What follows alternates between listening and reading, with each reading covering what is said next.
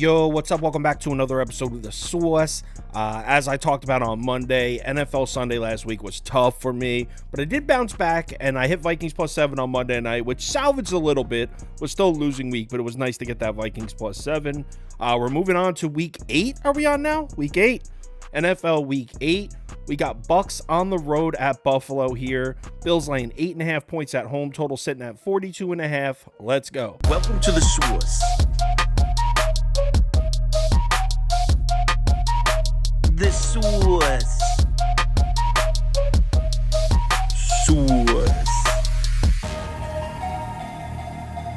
Hey, get the sauce. So as expected, public's all over Buffalo here. Everyone's betting the Bills. Over 80% of the tickets, over 80% of the handle on Buffalo. Line's still sitting at 8.5. I don't think this line's going to get any higher. I actually could see it dropping down to 7.5 closer to kickoff. Maybe some late sharp action on Tampa Bay. But as of right now, we're still sitting at 8.5. So let's start with a quick injury report.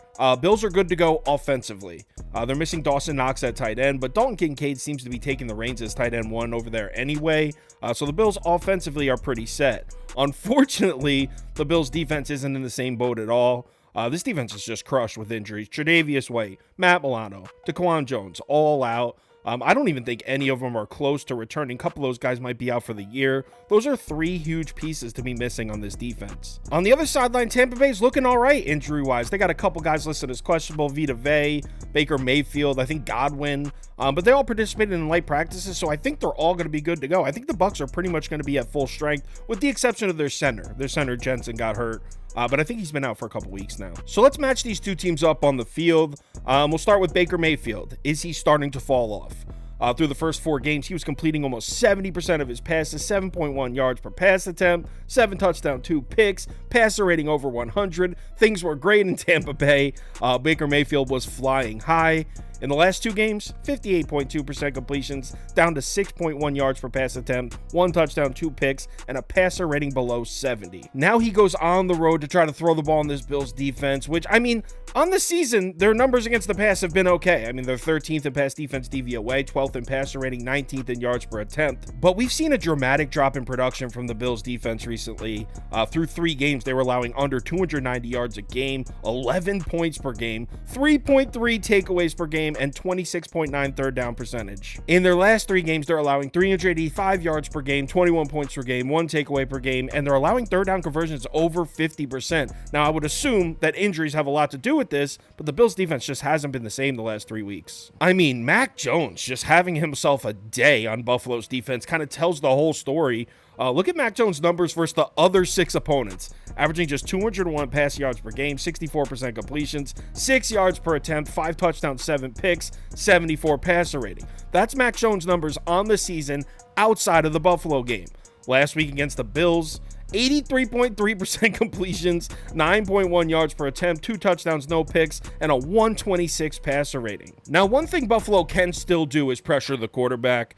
Greg Rousseau is back. He was dealing with a little bit of an injury. Von Miller should start seeing more snaps. I think he's only seeing like 20 snaps a game, but he should start seeing more of the field. So that part of the Bills defense should be just fine. I mean, they are 5th in the NFL in pressure rate, but weirdly, and this is the weirdest stat, Baker Mayfield has been one of the best quarterbacks in the NFL when pressured. Look at his numbers here. When given a clean pocket, Baker Mayfield has an 85.8 passer rating. That's 32nd, 29th in yards per attempt, 29th in adjusted completion percentage, 17th in turnover-worthy throw percentage. When pressured, 3rd, 5th, 6th, and 6th. So Baker Mayfield has actually been better when pressured than when given a clean pocket. Again, I don't really know what to do with that information, but it's notable. Now, as far as the Tampa Bay run game goes, I mean, on paper, they haven't been able to run the ball much at all. 30th in rushing DVOA, 32nd in adjusted line yards, 31st in yards per carry.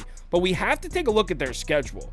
Look at the run defenses the Bucs have seen so far this season. The worst run defense that Tampa's seen so far on paper is New Orleans, who's 17th, allowing just 3.9 yards per carry. That was their easiest matchup as far as running the ball. Every other opponent the Bucs have seen so far this season has a top 10 run defense as far as yards per carry allowed. Vikings 6th, Bears 2nd, Eagles 5th, Lions 9th, Falcons 10th. The Buffalo Bills are 31st in the NFL, allowing 5.2 yards per carry on the season. So on paper, this may be the first opportunity Tampa Bay has to start running the ball, and it's more vulnerable than ever without Matt Milano on the field. Now, on the other side of the ball, obviously we know the Bucs have a good defense. Last week has me a little down on him, though. I mean, what was that? Desmond Ridder was just piecing apart that zone.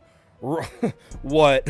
But on the season, the Bucs are 16th in pass defense DVOA, 14th in opponent passer rating, and 22nd in yards per pass attempt allowed. A big reason this Bucs pass defense isn't elite this year like it was last year, lack of pass rush, man. I mean, they're just 22nd in adjusted sack rate and 20th in pressure rate. And just like the Buffalo Bills defense, we're seeing this Tampa Bay defense fall apart in the last few weeks. Through 4 weeks, opposing quarterbacks had 4 touchdowns and 6 picks against the Bucs defense with an average passer rating of 75.9. In the last 2 weeks against Jared Goff and Desmond Ridder, 2 touchdowns, no picks, a 107.3 passer rating. But the thing is with this matchup, what I just said about the Bucs defense, what I said about the Bills defense, you can kind of say the same thing about the Bills offense. They're looking shaky as of late. In their last 3 games, just 341 yards per game, 19.7 points per game, 2 turnovers per game, 44% third downs. The 3 games before that, 417 yards per game, 41 points per game, 0.33 turnovers a game, and 55% third down conversions. We've seen Josh Allen's production completely fall off. On his last 3 games, under 66% completion, 7.1 yards per attempt, 8 total touchdowns, 3 picks, a 92.9 passer rating. The 3 games before that, 76.5% completions, 8.6 yards per attempt, 10 total touchdowns to 1 pick, and a 121 passer rating. And this isn't a great matchup for Josh Allen because the Bucs live in zone coverage. 73.2% of the Bucs defensive snaps this year have been in zone coverage. That's the second most in the NFL. I believe the Vikings are first. Josh Allen has really struggled throwing the ball against zone coverage. He's been dominant against man. I mean, him and Diggs will eat all day on man coverage. They're second in passer rating and second in net yards per attempt against man coverage, but against zone coverage, 24th and 23rd. Now, we do have to take a look at the Bills' run game because the Bills have been running the ball pretty well this year. They're 10th in rushing DVOA, 3rd in adjusted line yards, so the line's doing a good job creating space, 12th in yards per carry. But the Bucs have been pretty solid defending the run. On the season, they're 11th in DVOA, 21st adjusted line yards, 11th in yards per carry. And I actually think those numbers are a little skewed because they got absolutely butchered on the ground by the Eagles on Thursday Night Football.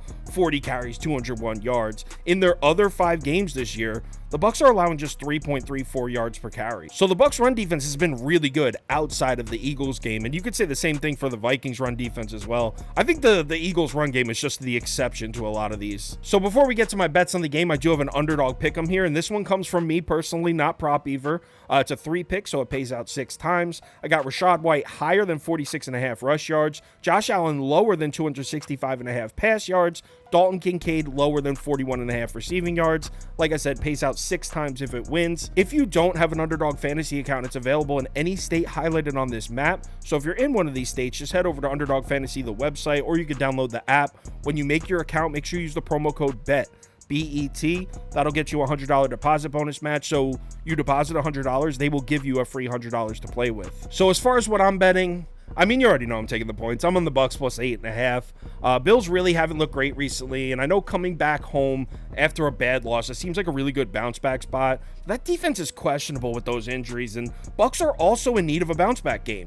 So on a short week, I just feel much safer with an extra 8.5 points in my pocket. So give me Tampa Bay plus 8.5. As far as the total, I'd lean under just because primetime unders have been cashing. But I mean, those numbers are getting bet down because everyone's betting primetime unders. So I probably won't bet the total, but I would lean under. If you want my top bets, parlay of the day, if you want to join our Discord, anything like that, head over to KyleKirms.com. The information's right there on the homepage. NFL Week 8. Let's get this week started with a W. Bucs at Bills. Decent game. I think this could be an interesting game to watch. Make sure you bet responsibly, and we'll chat in the Discord.